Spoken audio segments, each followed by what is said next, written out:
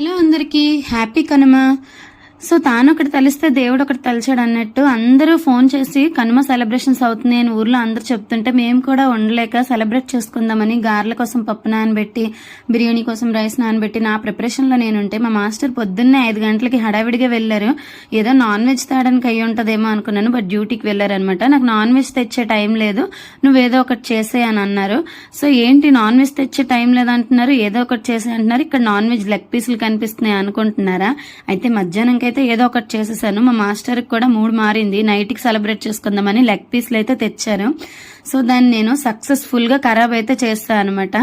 ఎందుకంటే అనుకోకుండా ఎప్పుడు కూడా ఇలా జరగలేదు. ఫస్ట్ టైం లెగ్ పీస్ అనేది బ్లాక్ కలర్ పీస్ అయిపోయింది.